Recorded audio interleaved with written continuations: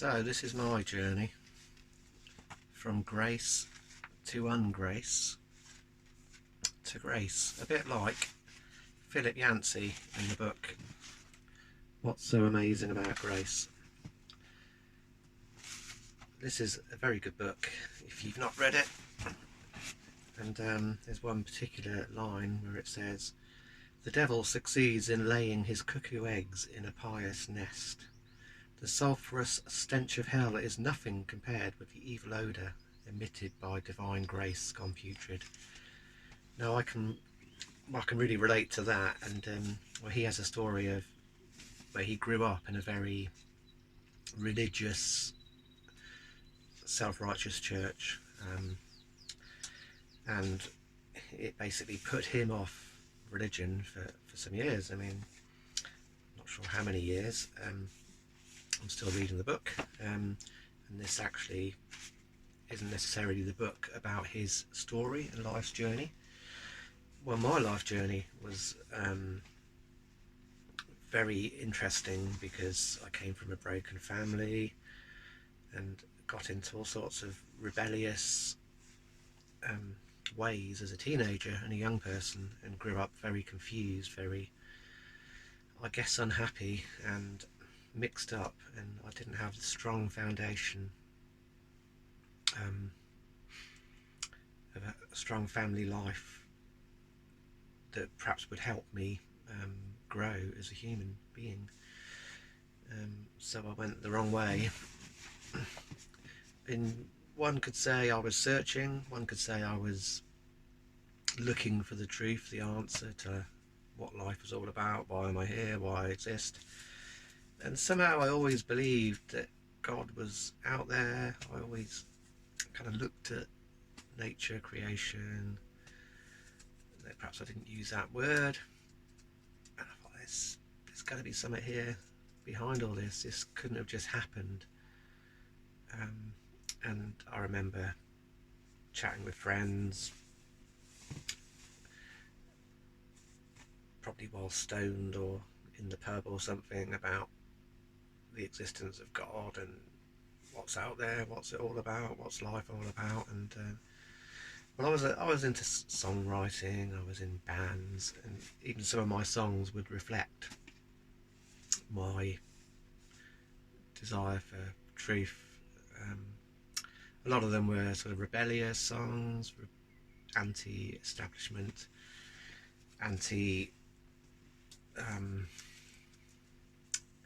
social injustices that I saw. Even right early on, I saw this huge divide between the haves and the have-nots, and I was one of the have-nots. And it was a time when employment was quite low, towards the end of the Margaret Thatcher era, and I came out of school with very little education, qualifications, a couple of GCSEs, that was it, and no college, no university, etc., etc. I was pretty bummed out, smoking marijuana, and so I didn't really stand a lot of chance getting a career, and I just didn't know what I was going to do. I left home at 16, which in my opinion is way too young. I have a child who's 16 in a couple of months, and I'm kind of thinking, wow, when I was his age I was living on my own in another town from where my mum lived, and I had a stepfather who wasn't well, we didn't get on, let's say. So that was that was a tricky situation. So my journey took me through lots of different drugs and wrong choices, and I couldn't even list them all. It was just a mess. For between the ages of 16 to 19, life was just a roller coaster of broken relationships, broken friendships, trouble with the police, experimenting with various drugs. Anyway, at 19, I was I'd been awake for about 2 days, and I thought I was going to die. And I remember I was in this sort of squat commune type thing, and I cried out to God, even though I didn't know who God was. I somehow knew that there was a God, and I just said, "Oh God, have mercy on me, help me." And in that moment, my life changed. I saw things differently. I saw a lot of my own um, the wrong in my own heart, life, as being the cause of a lot of my problems, not just being a victim. So I was owning some of the stuff, really, and so I kind of went from there, really.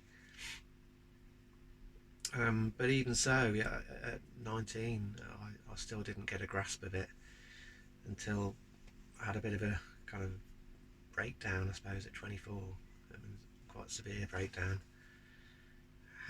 Although having formed some sort of religious austerity, maybe is the right word. No, not even that. Just a belief, really.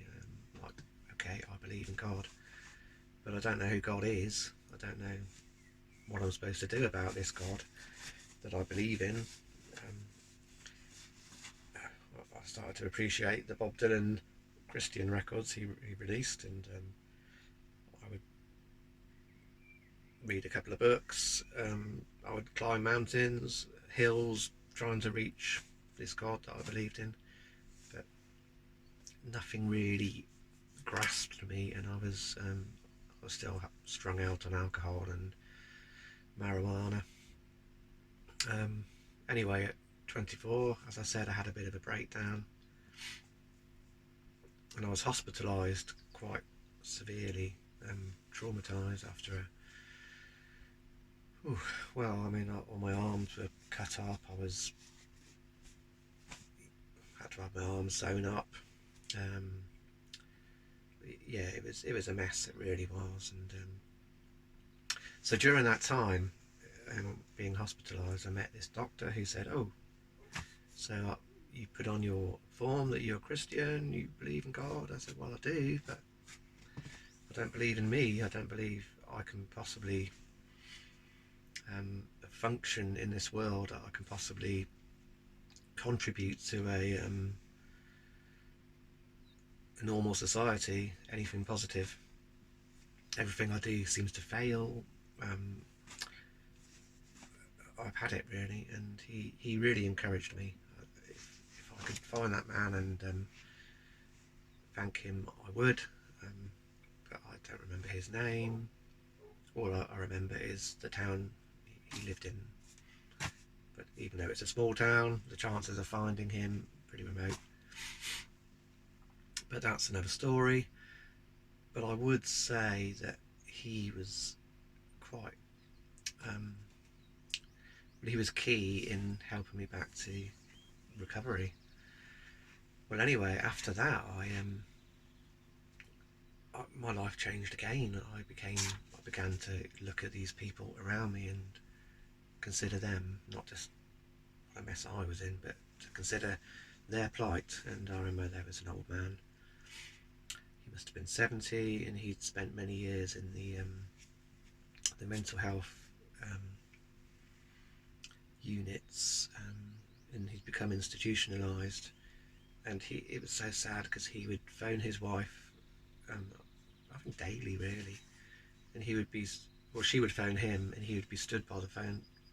There was like a little phone kiosk in one of the corridors, and he would be stood there, waiting for her call. Just this kind of, can I describe it? He just looked like a lost child waiting for the ice cream van to turn up. No, that doesn't even do it justice. He was just waiting for his light in his dark life, which was his wife. And these places, a lot of them are closed down now. It's all about care in the community, I believe, now. But this particular place was a kind of Victorian building with these big long corridors and very yeah, very grim looking place with these towers, and you wonder why they have these towers and what goes on in these towers, and is there kind of people in straitjackets in the towers or something? There probably was back in the day when these places were built. And yeah, and there was another lady, she was self-harming, messed up. I think she had issues with her identity, her sexuality and stuff, and all these things, they cause mental problems, and it's all about identity, I believe. And I think we all look for an identity, wonder who we are. I think that must be the number one question out there. Who am I? Why am I here? Why do I exist? What's it all about? And yeah, and although I was asking these questions, and I was seeing that other people were asking these questions too, they were wondering who they are. And so I found myself in listening to them, caring about them, and they discharged me fairly quickly. I think it was quite remarkable how quickly I recovered from such a big fall, such a big well, it was a mess where I was, and then suddenly I was wanting to kind of go out and make a difference in a dark world, in a messy society, really, of isolated individuals. I mean, there's that poem, "No Man is an Island." I don't even know what the poem is, but it's true, isn't it, really, that we're not islands, yet we live like islands. And particularly in this time now, there's such isolation, we're locked in, aren't we? And I'm here I've got a shed here, which is called my man cave, and jokingly, but I spend time here on my own. But I have a family in the house there. But a lot of people are isolated. They have nobody now, and they have to kind of communicate via live stream and social media.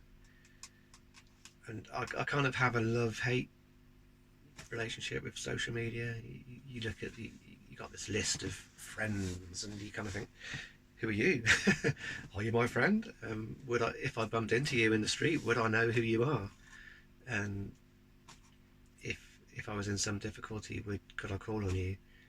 And vice versa, would you, if you were in difficulty and I wanted to reach out my hand to help you, would you receive that? Would it be weird? Because actually we don't really know each other. We clicked that button which said add friend, but are we friends? And I know I've kind of gone off the track, really, because this was about my journey, and but that was part of my journey. It was identity, it was connect, and there's such a disconnect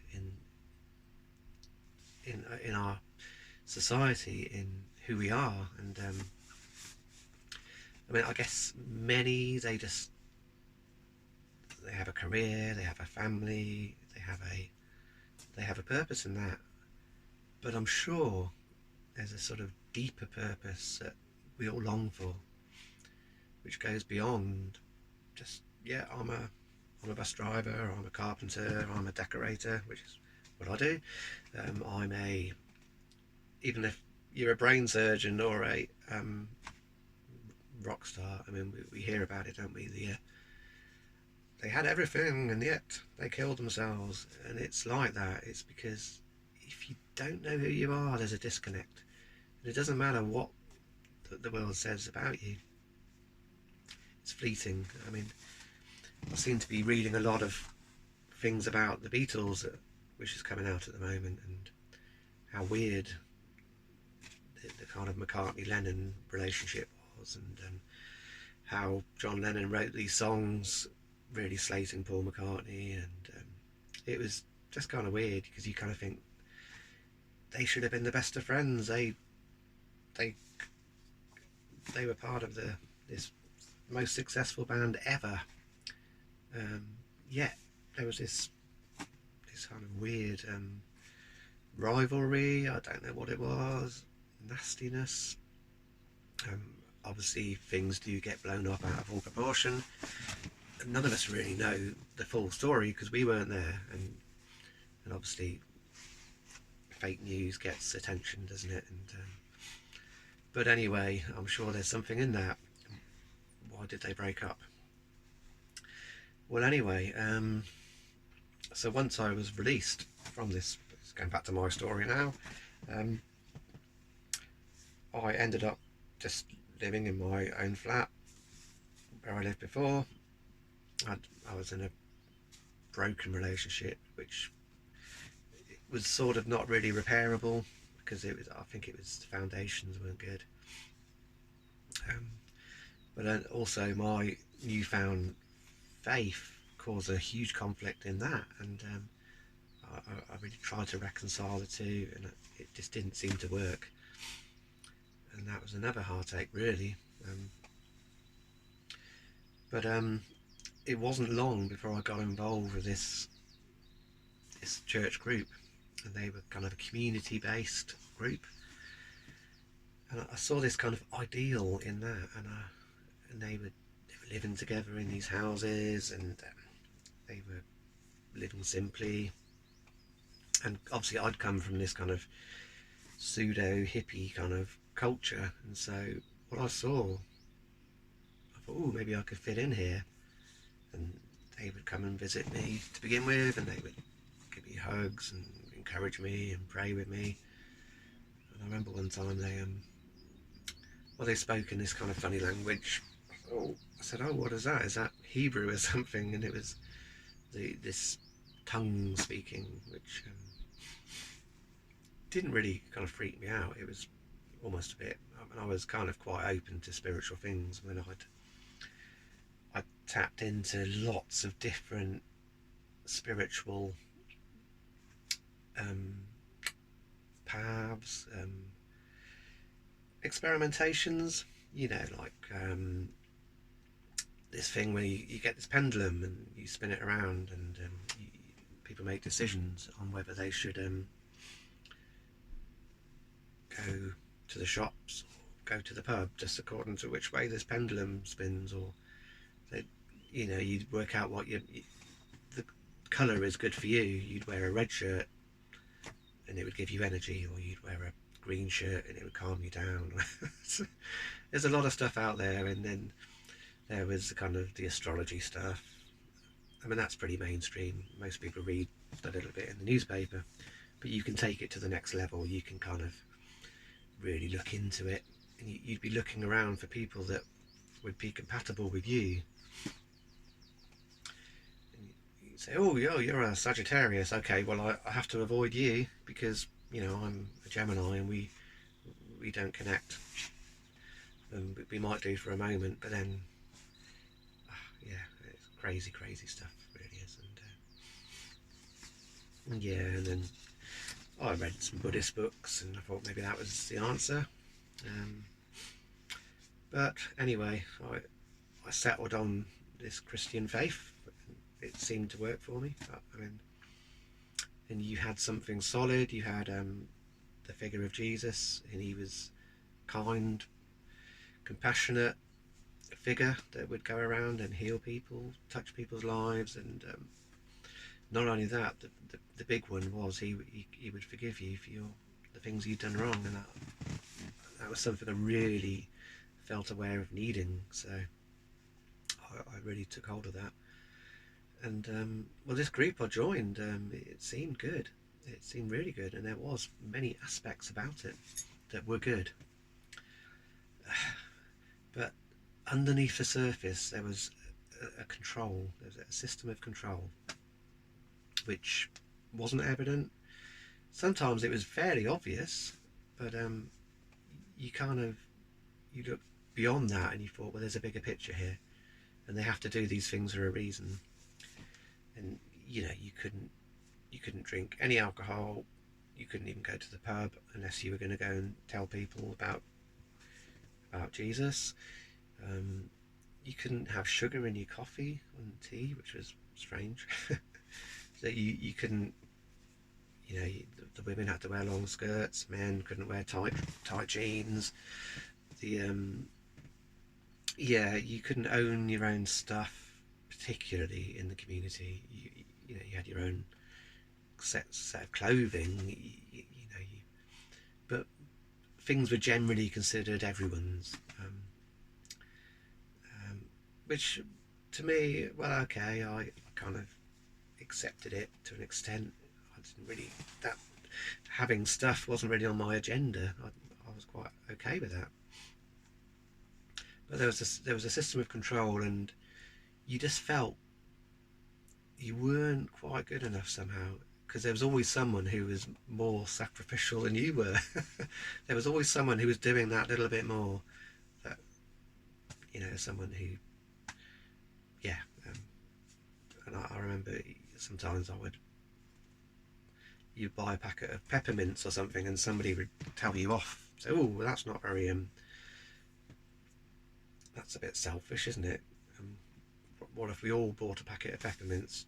And the church was about, I don't know how many thousand people. That's about 1,500 people, I think, when I joined. And so if we all bought a packet of peppermints, that would be so many £100. So we choose not to spend unnecessary money. But it was all kind of, I think there's that passage in the Bible about straining a gnat, swallowing a camel. It was all kind of like that, really, and there was just a system of control. And I spent many years in this organisation because I felt that was where I should be. And a lot of times were good, but a lot of it was unhappy times because of not feeling good enough, not feeling like you were doing enough, and you were just burning out. It was always about having to bring people in, and the leaders would say, oh, have you met anyone good? Why are you going there? There was a kind of superiority where you felt like this was it. They called it the kingdom, and this was the ultimate expression of the church. And any other church was somehow not quite good enough. And even when you were meeting with other Christians, you would like, oh, somehow do you think they might see what we've got and want that and abandon what they've got? So it's very, very pious, very very elitist, not seeing the value in other groups. Just seeing it was all about the greater good for the group we were in. And there was a lot of horrible stuff going on under the surface, controlling, and I mean, the group I was in, the guy was a particular, very controlling. Although we had a friendship, he was very rigid, very controlling, and he felt like anything you had to add had to go through his approval filter. And sometimes you would say, bring something to the conversation, and he would have to add on to it his bit. And so it was very, very narcissistic, control-y situation. And I mean, I shudder now when I look back, and I don't hold any grudge particularly. I mean, I look back and I think, gosh, that was awful. And I think in many ways there was well-intended motives, but we are so easily deceived by our prides, by our vanities. I think that in a group situation like that, where you kind of step off the what is biblical and correct, you get into a different sphere, and that's why there's all these cults have popped up over the years, because there's a free reign for the narcissist to come out. If there's a narcissist and he's in that group, he will get into a position of leadership somehow, and he would just operate, and that sadly was what was happening. And the main pastor, he was, by all accounts, a narcissist, and all sorts of abuse came out eventually after he died, and the whole thing unravelled and fell apart, and all these historical stories emerged. Now, I left the group about 5 years before this all came out, because of my own concerns, really, and so even in those 5 years, I was questioning my whether it was correct to do that, because who knows? I could have been wrong. I mean, I'm not open to the fact that I'm wrong. I've been wrong on so many occasions, and I think that's it. We some of us are primed for these kind of groups, and I certainly was. Two breakdowns, a messed up life. Excuse me.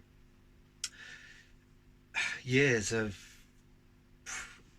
screwing up. So I was primed for this group, and it was kind of, you can be someone else. You can take on the identity of the group now. You can leave behind who you were, which was a mess up, and you can now take on the group identity. They even give you a new name, this kind of nickname, which kind of suits your character. It could be Bob Kind, or Doreen Timid, or something. It was, whatever your character was, they would kind of give you this name, and that was what you got known as, which is very interesting. And you could think, well, that's encouraging. Well, it was, but then there's something to have to live up to.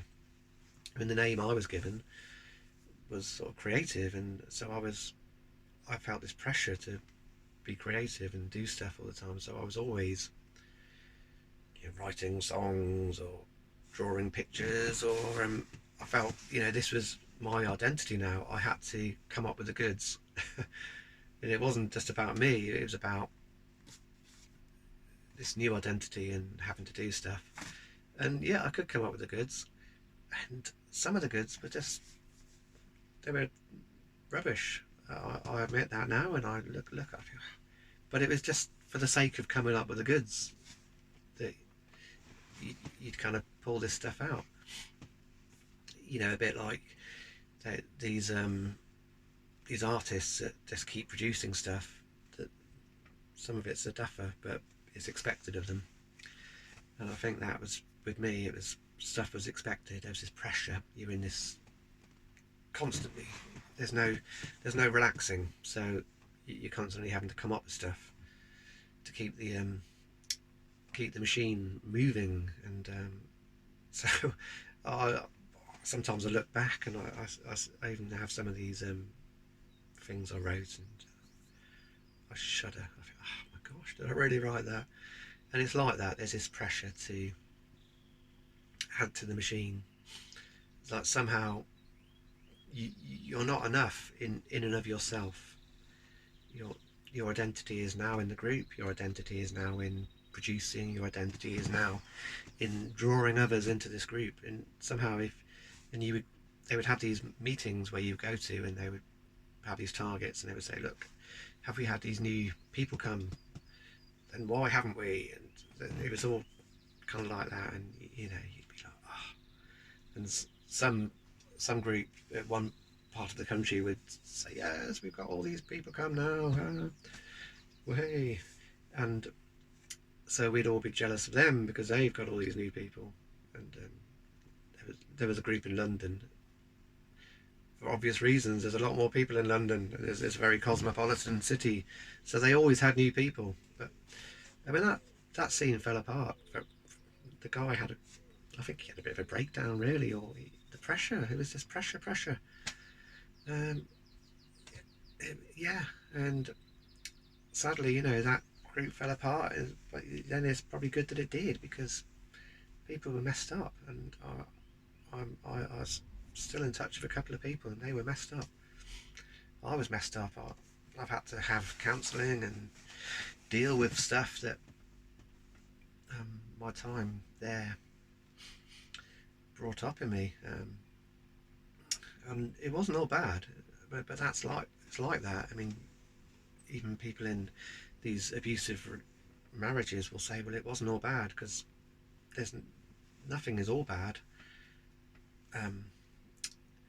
Well, I mean, I'm sure there are things that are all bad, but there's you can always find some redemptive quality in any situation, and that was the sad thing, that there was redemptive qualities in this, and it was in many ways good, but in so many ways under the surface. And the problem is, people, we are the problem, aren't we? Because we can go wrong just so easily, and I think that's it. And it went wrong. I don't know when it went wrong, or if it was ever right, but so that was it. It was control, and it was religious control, which is probably one of the worst, because you don't want to pull away from this group, because you think, if I do, I'm going to pull away from God. I'm going to be lost forever. That's it. And they would talk about traitors, and you would have to make this pledge where you would stay forever. So then, if you broke away, you were breaking this pledge. That was it. You'd never find anywhere else where you could be fulfilled. You'd be. That's it. The end of the story. Well, anyway, I did have to leave. I couldn't go on with it any longer. I saw things in the theology which was wrong. People were saying stuff was going to happen. It didn't happen. People were saying stuff which was cruel. And I moved out of the community and lived with my wife and family in our own home. But we stayed part of the group. But we always felt second best.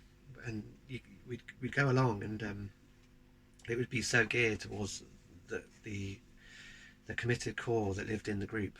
Somehow you never felt you could ever quite be good enough anymore unless you came back in, which wasn't going to happen.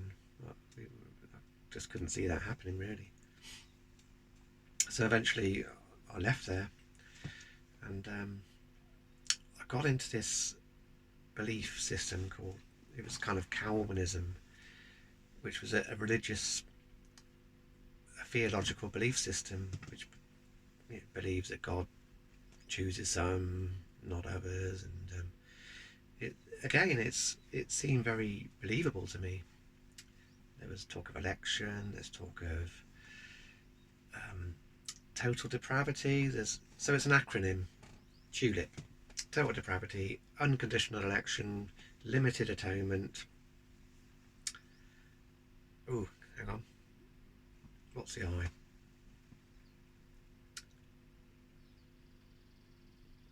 Irresistible grace. Yeah. So you can't resist God's grace. It's irresistible.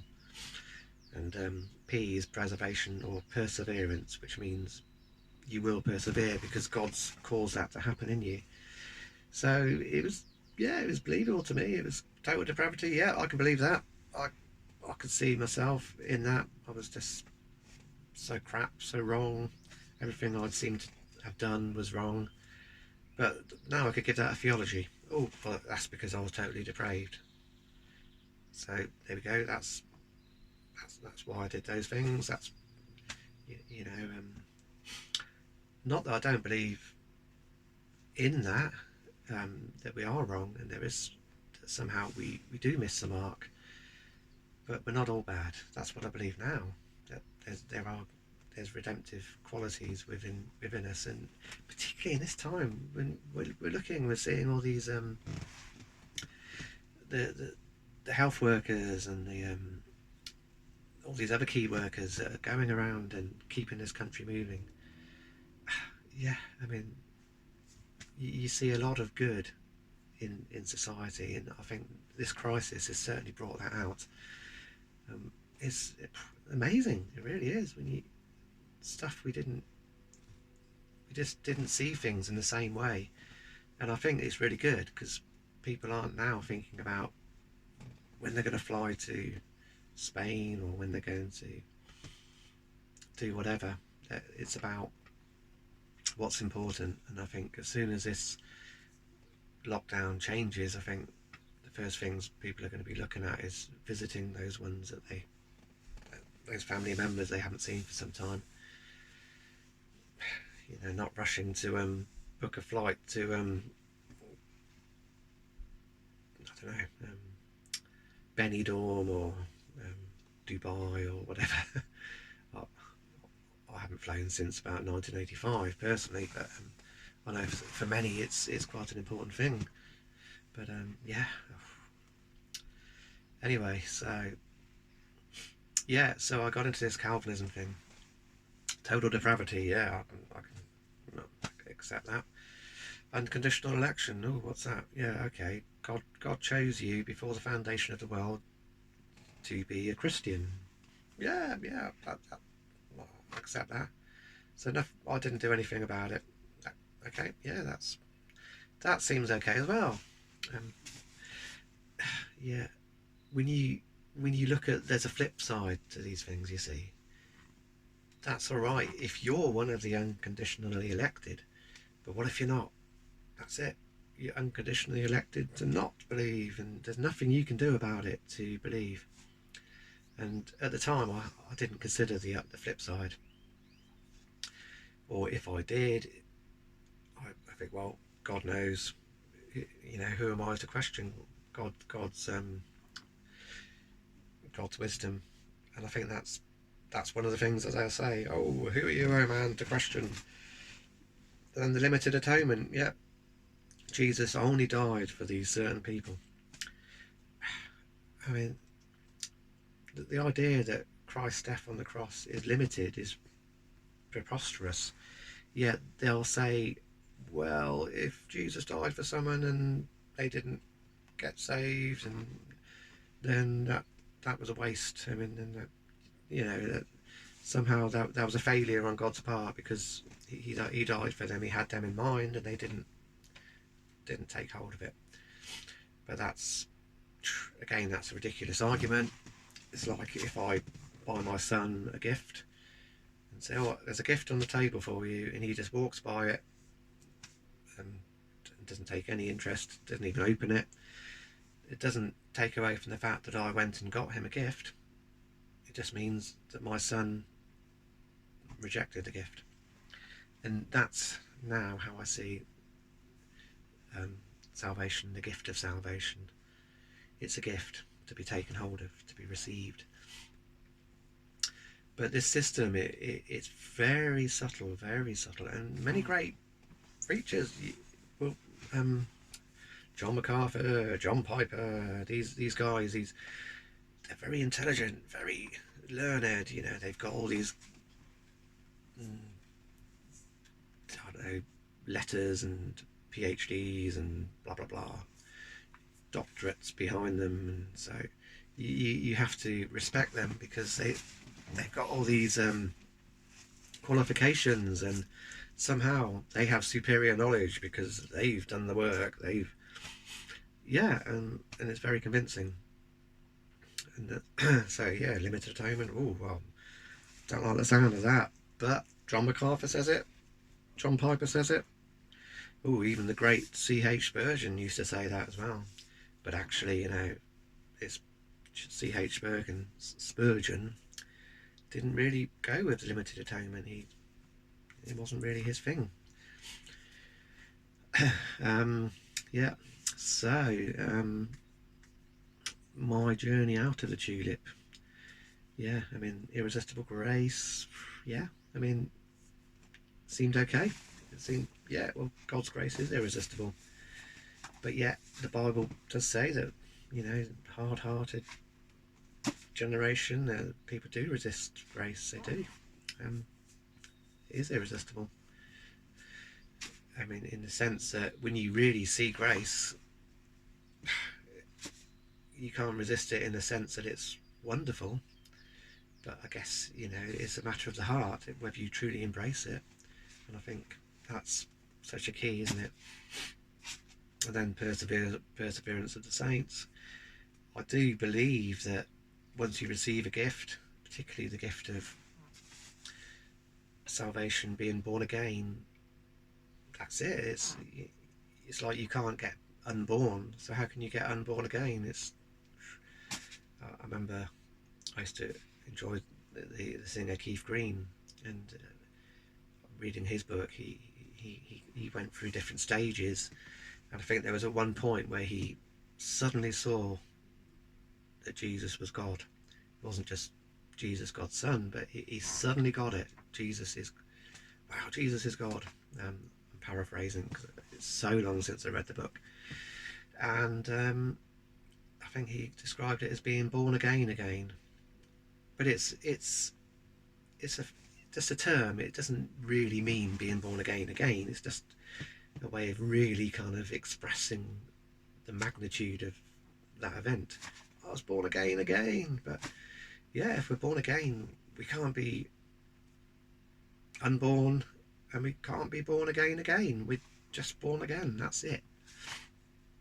Now, how that works out, how it's expressed, can waver, I'm sure. And well, my journey through Tulip, I could almost say that my faith really took a rocking, because I was looking at this harshness. I was seeing this God that doesn't love some, and I used to be very keen at sharing my faith, telling people about the God that I'd found, the Jesus that I'd discovered.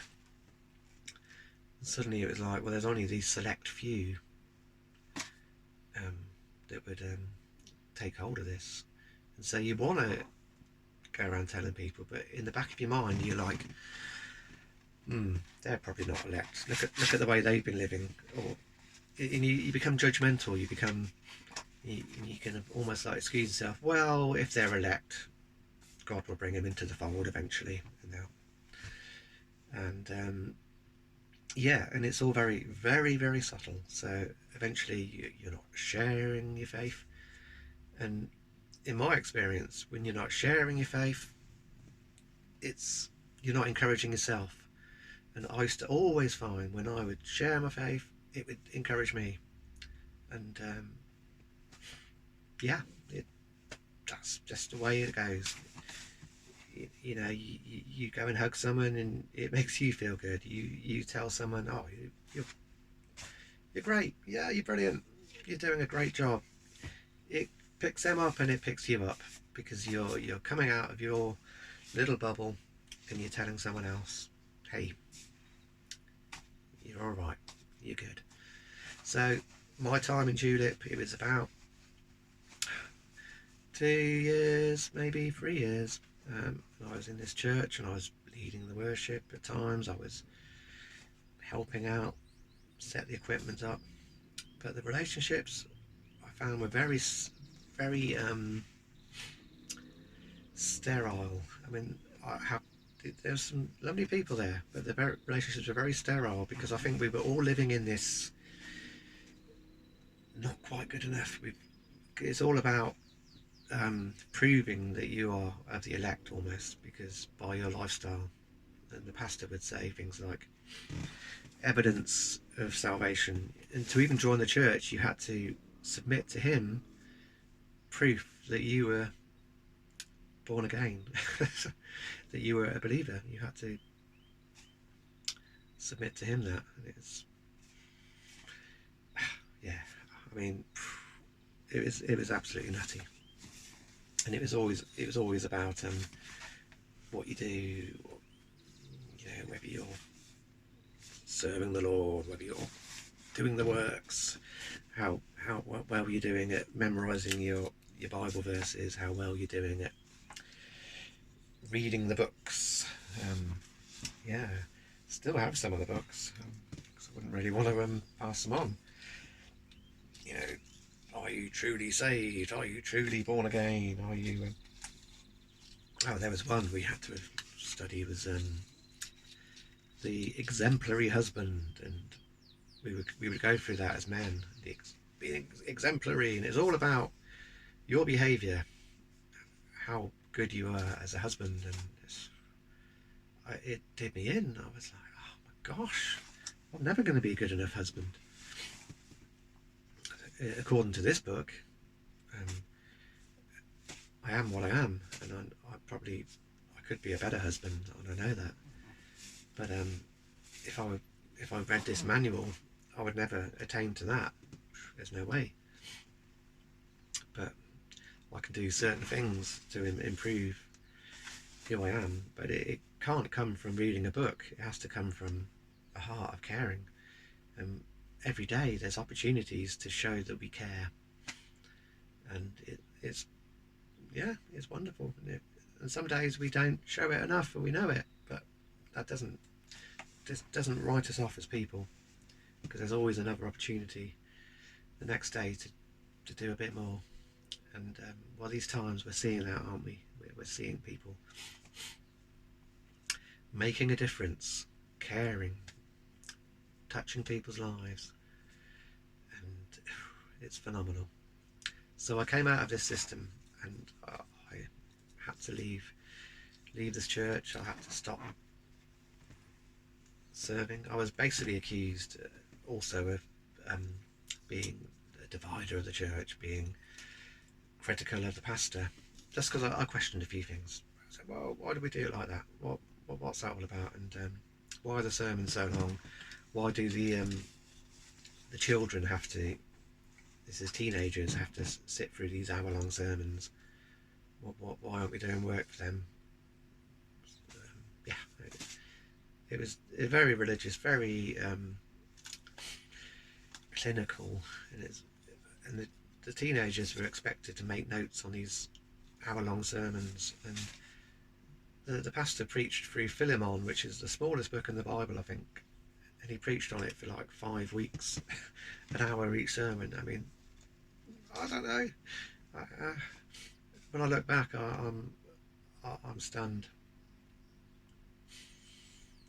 Yeah, so I came out of there too, and yeah, I mean, I'm weary of organised religion in so many ways. It's just shocking, because men get hold of it. Men inject their take on things. So yeah, we have the tulip, we have the situation I was in before, where we should all live in community and give up our individuality and be part of the greater good.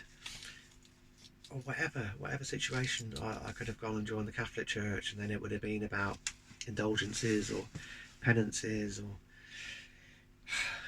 I could have joined the Anglican Church, and it seems to be all about liturgy. And yeah, I mean, I don't know much about the Anglican Church. I mean, we have one down the road here. Seems okay, but it seems very religious, very just presented in a certain way. And to me, faith is an expression of who you are, and who you are now that you know God and you know Jesus. And so having to fit into another man's mould is, to me, is so difficult, and doesn't seem to be necessary. So therefore, that's my conclusion, really, that I'm not going to fit into another man's expectations of me, but I'm going to trust God. I'm going to trust in Jesus, and I still do. So that was my journey, and my journey is still going, and I'm grateful, really, to God that my journey is still going, and every day is an opportunity to make new choices, make a difference in other people's lives. And right now it's harder to do that, so therefore that's why I've recorded this. I can put this video out and share it. So there we go, that's me. Bye for now.